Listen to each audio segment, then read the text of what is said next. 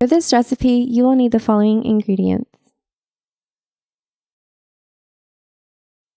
Begin by washing your hands and preheating the oven to 325 degrees Fahrenheit. To prevent contamination while cooking, thoroughly wash the pumpkin to remove soil and bacteria that it may have on its surface. Next, carefully cut the pumpkin in half and remove its seeds. Place the pumpkin halves on a foil cut on a baking sheet facing down and bake it for 40 minutes. The circulating heat and air in the oven will bake the pumpkin through convection. The pumpkin is ready when the flesh easily gives when poked with the fork. Once the pumpkin is done baking, cool it to room temperature and use a spoon to scrape the pumpkin flesh from the peel. With the fork, puree the pumpkin flesh.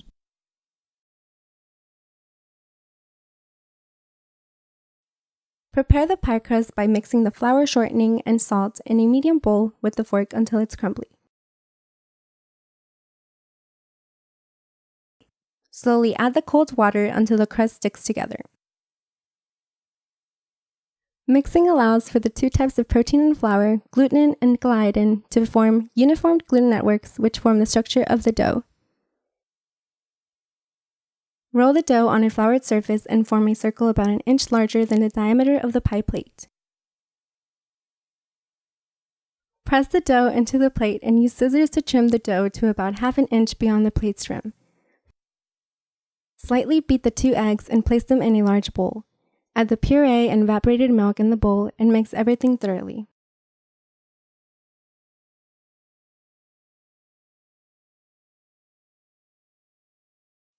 Mix the light brown sugar, flour, salt, and spices in a small bowl. Add the dry ingredients to the wet ingredients in the large bowl and mix.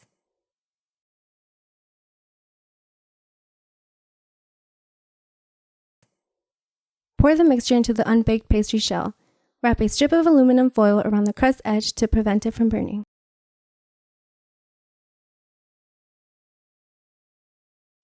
Set the oven to 450 degrees Fahrenheit and bake for 50 minutes.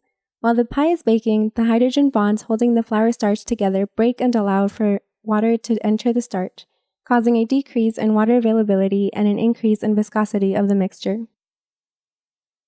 Wait for the pie to cool at room temperature. As it cools, the process of gelation occurs by the loss of energy and strong bond formation of the amylose molecules, which trap water and increase the rigidity of the starch. Once the pie is cooled and the gel has set, top it with whipped cream and enjoy.